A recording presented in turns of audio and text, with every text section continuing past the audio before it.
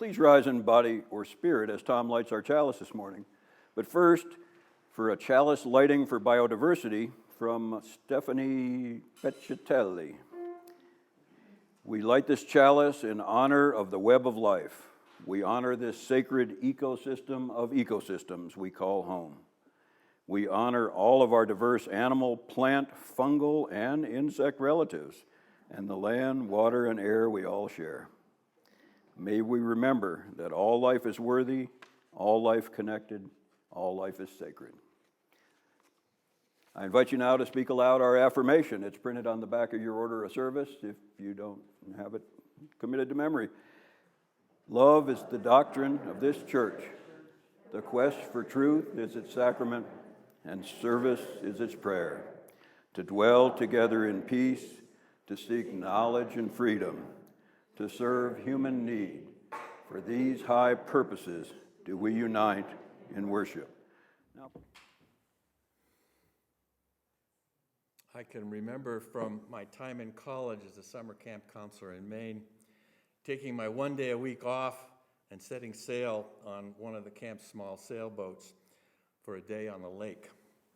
I was leaving for a short period, the joyful activities of the boys in the camp for a bit of personal time. Following the wind up and down or across and back, I was blissfully unconcerned with anything but my movement through the water. The world as I knew it was stable, familiar. There was no threat to me or anyone I knew. The boys in camp were destined for college and productive futures. The thought that the world as it was even then was threatened was not even a passing thought in my mind. How far we have come in my lifetime. We've known that the Earth's climate has been changing for decades. The science that humans are significant contributors to that change is incontrovertible. The short and long-term potential implications of these changes for our lives, our children's and grandchildren's lives, are staggering and scary, even if only moderate predictions come to pass. On the other hand, given the complexity of the world's many interdependent systems, climate, political, industrial, scientific, technical, governmental, the variety of things that can happen potentially to positive affect the outcome is also mind-boggling. Over the past few years, I've been increasing my attention to climate change literature. It seems to me that we're finally moving into a period of growing widespread public awareness and acceptance of the increasingly severe effects brought on by those changes. As the accelerating effects that can be attributed to climate change and our role in it affect more and more people, it's increasingly hard to ignore. I'm encouraged to see that there's a huge and increasing number of people, organizations, and governments that are addressing in a positive manner different ways of addressing the current crisis. As one example, after 2 years of study, Project Drawdown, you can look it up, just released an update of their 82 climate solutions, but they added an analysis of 11 additional technologies and practices, all with proven ability to reduce greenhouse gas concentrations in the atmosphere. So that's 93. That's hopeful. On the other hand, I read projections that suggest we may have already passed one or more tipping points that certainly a significant global temperature average increase is already baked in. So that implies our best approach would be figuring out adaptive solutions that'll take precedence. We'll have to live with the increase. So depending on the topic of the article or video or blog, my emotions can range from denial, in the form of just ignoring it, to despair, to hope.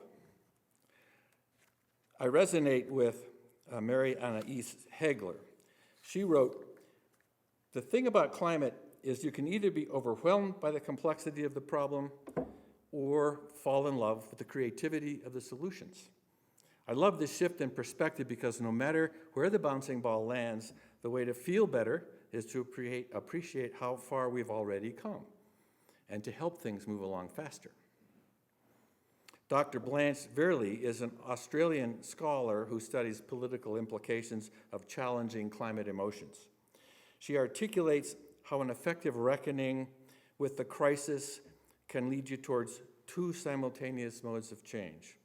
First, you have to bear the transformation of your own internal world that's deeply altered once you've engaged in the traumatic content of the climate crisis. And second, you have to bear the work of what it takes to generate a more promising life-sustaining future, while at the same time enduring the hard truths of what climate science has to tell us about the very future we're moving towards, given the costs of historic and current inaction. It's a dynamic process of enduring distress and empowering agency at the same time, which is what it means to learn to live with climate change. Joanna Macy is a long-term environmental activist, scholar of Buddhism, general systems theory, deep ecology. She speaks of the Great Turning. She sees this happening simultaneously in three areas that are mutually reinforcing. We take actions to slow the damage to Earth and its beings. We analyze and transform the foundations of our common life. And we make a fundamental shift in our worldview and values. If the Great Turning should fail, it won't be for lack of technology or relevant data so much as for lack of political will. She says, never before in our history have our destinies been so intertwined. The crises facing us are too vast and complex for any one of us alone to comprehend, much less adequately respond to. The fact that our fate is a common fate has tremendous implications. It means that in facing it together openly and humbly, we find again our mutual belonging and our power to act. Could you be thinking now, like me, of our seventh principle, the interdependent web of all existence of which we are all part? Our environmental justice team has been working the last few years to consider and activate the role of our fellowship in dealing with the climate crisis. We initiated a fellowship-wide climate survey that indicated a pretty high level of personal awareness of environmental issues and personal actions that you all are currently doing or plan to take, which is good for us at the individual level. The team's been offering informal suggestions or informational suggestions in the newsletter and e-announcements. We've helped sponsor recent Community Earth Day events. We actively encourage that all actions by our church are considered in light of our environmental responsibility. We've made some good physical changes, like installing solar and EV chargers and sealing up our buildings. There's more work to do, obviously. But we're also asking some deeper questions of ourselves and the fellowship. Can we help the fellowship and those beyond look for ways to practice sacred environmental activism year-round? Can we build a long-term cultural foundation for climate action and climate justice? We want to deepen our collective conversations about our concerns, involvement, and responses to the climate crisis as a spiritual activity. So our summer series this year is a partial answer to those questions. We hope it's another building block in consciousness raising for us as individuals and as a fellowship body, an opportunity to consider together from a variety of perspectives how we might better empower our own collective agency as we deal with the climate crisis. We've asked 6 thoughtful and environmentally involved members of UUFD and the community to offer their thoughts and suggestions for how we can better understand and cope with the complexities of dealing with climate change. While certainly not comprehensive, we hope these next few Sundays will challenge us to find new ways to react to and positively engage with this most serious issue. The next step in this series is our annual retreat, which you've already heard about, next weekend at Pine Song. Our traditional Saturday workshop will be very special this year. Dr. Heidi Stelzer, who a number of you know from Fort Lewis, will lead a meaningful and reflective interactive workshop to help us consider how we can approach transformational change for ourselves and for our world. Her perspective is that through individual and collective commitment to act, we can create a future consistent with our core values, that we can shift the nature of what's possible, summoning energy and fostering connection and cooperation. She'll help us explore the difficult feelings that arise due to the damaging environmental changes taking place on our planet. We'll get to reflect on our personal values that underlie these difficult feelings. We'll have a chance to expand our thinking as to the actions we can take, changing the systems that constrain our future. In working with her recently, I've been really impressed with her passion, knowledge, and expertise. I'm sure that those of you who are there will be very engaged. Harrison will be working with some of his college friends to host environmentally focused activities on Saturday for the kids who come to the retreat. Reverend Monroe, who's got a long history of concern for and activism in the social justice arena, will lead us Friday evening Vespers and the Sunday service. And his topic is going to be so that the people may live. He's going to address the inherent conflicts involved in personal boundaries, sacrifice, and working for the greater good. Both Heidi and Reverend Monroe also plan to offer informal unworkshops in the afternoon.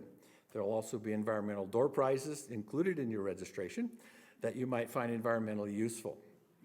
So we're going to have a little echo tent.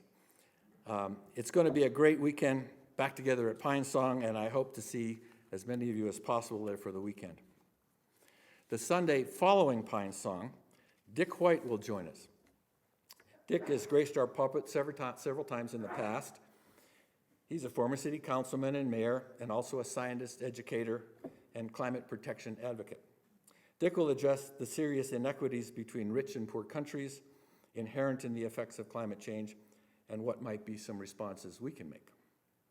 On July 24th, Heidi Stelzer will again return to us, but this time in the pulpit to offer a challenging perspective about environmental leadership, values, and the effectiveness of climate science and how that maps to uncertainty and hope.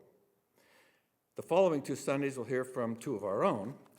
On July 31st, Stephen Guy, former professor of agronomy, will help us think about matching our environmental values and personal ethics with the potential benefits of changes or potential beneficial effects of the changes in the way we deal with our agricultural ecosystem. On August 7th, Mary Aachen will take us into a deeper spiritual realm. Her eclectic spiritual life has led to her facilitating workshops in eco-spirituality and eco-psychology. She's steeped in the teachings of Thich Nhat Hanh and will explore his ideas around climate change and their implications for us. To end this series on an optimistic, or at least hopeful note, for the final session on August 14th, we invited someone relatively new to Durango. She happens to be here today, and introduce herself. Darcy Hiscock has led a successful sustainability consulting firm. She's published books on the topic and helped start two nonprofits in the field. She currently publishes a Good News blog on environmental topics, which she entitles Good News You Wanted. And I enjoy reading that weekly. She'll share her inspired journey from depression and anger to optimism and effective systemic action. So you can see we have a really comprehensive list. Again, it's not totally comprehensive. There's no way we could do that, but I think it will be a very interesting series of Sundays. We are living in a tempest in this paradoxical time of great peril and promise. There are days when all I want to do is return to that youthful innocence, sailing on the lake with no awareness of the environmental forces at work, except the wind, to escape my knowledge and responsibility. When I think of my two children and their spouses and their children, my 6 grandchildren, who've never had such a choice, I get concerned. My oldest grandchild is about to head off to college, launching into the world. My youngest grandchildren are barely beginning their journeys beyond their home. I have no ability to imagine the world in which they will live when they are the age I was, sailing in a carefree manner across those simple winds. They'll have to face the impacts of choices made by us and our generations and those we continue to make. It's for the power of the love that I have for them,